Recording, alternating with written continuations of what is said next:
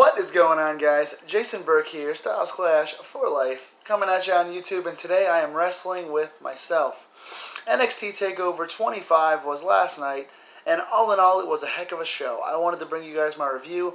I haven't always kept up on doing the wrestling reviews, but I did do my NXT prediction show.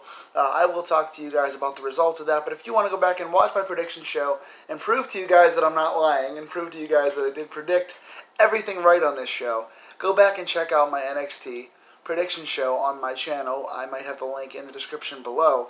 But I was 5 for 5. I predicted all 5 of these matches correctly. A couple I wasn't sure of, so I was kind of predicting loosely, but I got all 5 correct. And all in all, I really enjoyed this. NXT, I think, suffers from the only thing NXT suffers from, because it's a nearly perfect brand. I mean, NXT is one of the most consistent best wrestling products in the world, and it has been for the last 7 or 8 years. Good characters, good storylines, great matches. It has everything: presentation, theme music, good camera work, good commentary, good drama, good audience. NXT is the most consistent, greatest brand, I think, at least in the United States. I like it the best overall. But the only thing I think NXT suffers from is sometimes these guys do a little too much, especially in the main event matches, which we'll talk about. I think AEW is going to have the same problem. I think ROH already has the same problem, Ring of Honor, is that, especially in the big matches, everything seems to go 20, 25, 30 minutes. It all kind of goes too long. There's too many finisher attempts, too much kicking out of finishers, too many false finishes, guys just killing each other, doing way too many spots and popping up too fast and no-selling a lot of stuff. But I don't want to be the old man yells at cloud, old school wrestling back in my day guy, because overall, this was an excellent show. Not perfect, not the best takeover ever, but very, very solid. Kicking off the show was Matt Riddle against Roderick Strong, and it's one of the best openers I think I ever saw. This is a match of the year candidate for me. I really enjoyed this. I think Matt Riddle's character is super lame. I hate the bro thing. I think it's stupid. I think it's a lame, dumb character. I think his mic skills are terrible. But all in all, Matt Riddle is an excellent wrestler. He's got a good look, a great physique. He's very diverse in the ring. He's a hard hitter. Both these guys are extremely diverse. They're quick. They can strike. They can mat wrestle. They're incredibly strong. And they both showed off that in this matchup.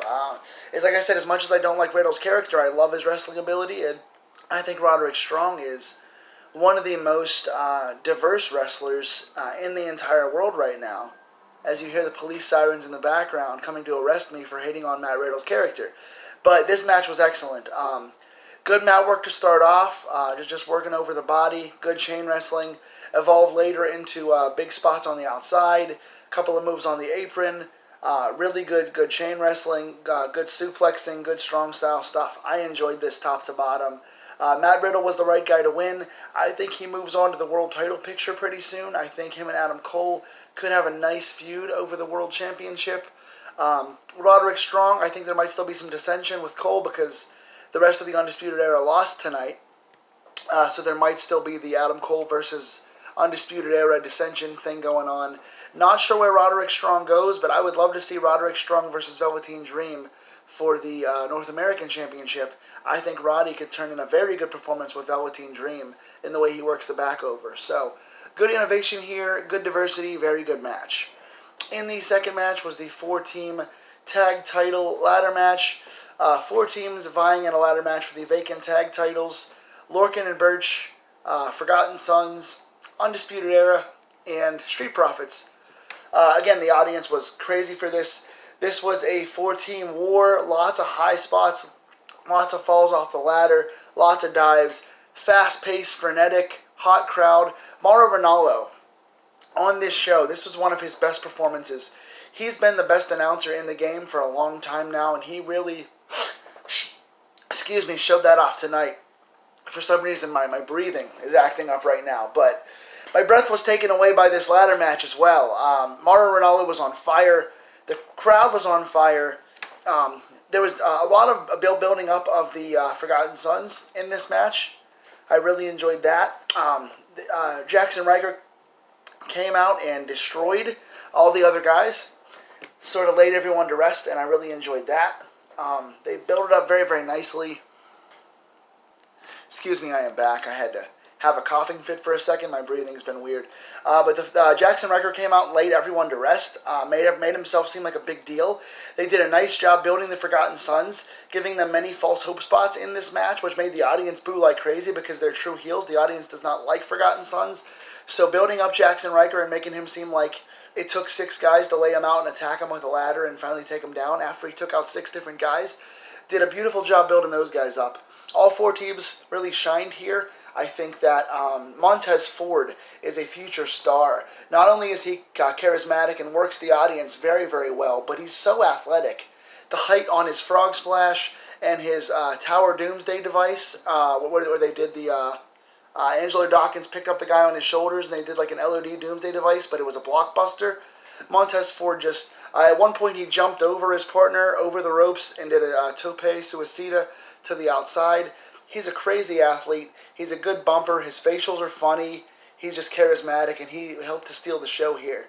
Again, just very good storytelling, good submission use, good tag work. Everything here just flowed so well. This is my match of the night. Second straight match of the year candidate on this show. The first match was amazing, but this match I think was even better. Street Profits win the tag titles here. Everyone looks strong. That was the right choice going forward. I really enjoyed that, and I'm excited to see how much Street Profits have evolved in the last 6 months, and I want to see where they go from here. Looking forward to their next big feud. Then we had the third match of the night, which was Velveteen Dream defending the North American Championship against Tyler Breeze. I love this too. This was excellent. This was the best match Tyler Breeze has had since he was in NXT last time. He's finally back where he belongs. He fits on this brand so well. He's so over. He bumps so well. His character is so natural. He just looked like he was motivated in this match, and he was like finally awakened after a long sleep, basically. Good submission counters in this thing. Both guys bumped their butts off. Lots of fun, fast-paced offense. Just 2 flamboyant characters who the crowd cares about going back and forth. I just really like this a lot. Velveteen Dream got the win. The ending was kind of weird. They took a selfie together, so I guess the feud is over now because Breeze lost clean, and then he kind of like took the selfie, so I guess he's moving on to something else. Like I said, I wouldn't mind seeing Velveteen Dream against Roderick Strong. Tyler Breeze, I don't know what he could do. I think him against Kushida would be a nice feud to get Kushida off the ground and really showcase what Kushida could do. But I also want to see Tyler Breeze start to win as well, get back on the winning track. So maybe he could team up with a big enforcer guy, kind of like the Shawn Michaels Diesel thing. He could team up with somebody like a Damian Priest, who had a package on this show, who was Punishment Martinez in Ring of Honor. Maybe he could team up with him, or he could team with Donovan Dijak, or Dominic Dijakovic, now he's called. He could team with someone bigger than him so that he could get some wins and get back on track. Then we had the Women's Championship match, Shayna Baszler against Io Shirai. I enjoyed this, but I think out of the 5 matches tonight, it was the weakest. Not to say this wasn't good. I definitely enjoyed. I always like Shayna Baszler's stuff. She's a good natural heel.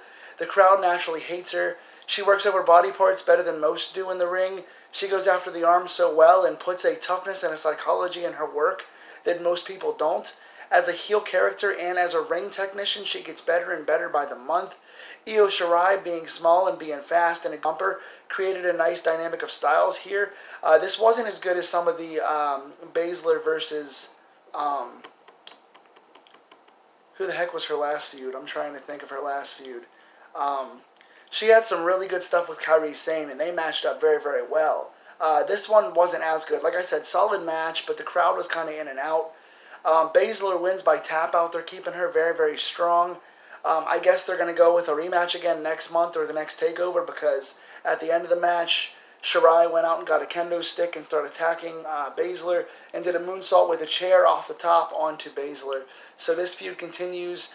I'm not super excited to see a rematch, but again, this was solid. It wasn't bad. It just wasn't as good as the last 3 matches. It was like 3 bangers in a row, followed by this one. So while this wasn't bad, it wasn't as good as those. Main event, Johnny Gargano defends against Adam Cole. And again, this was okay. It was good. It started off very, very good. It started off that Cole was working over Gargano's leg, I think, and Gargano was working over Cole's arm. They did a lot of chain wrestling early on, a lot of fast-paced counters. They knew each other well. The crowd was into it. It started off very, very hot. And then just by the end, they were just doing too much. There were sequences where they just traded super kicks over and over and over again. There was a Canadian destroyer off the ring apron to the floor, which Gargano kicked out of. Panama Sunrise, Cole calls it. He went for about 3 more in this match. He eventually hit a second one. They did each other's finishers at one point. Cole did a Gargano escape, and Gargano did a last shot. Just too much offense. At one point, Gargano hit a spiked Rana, a poison Rana on Cole.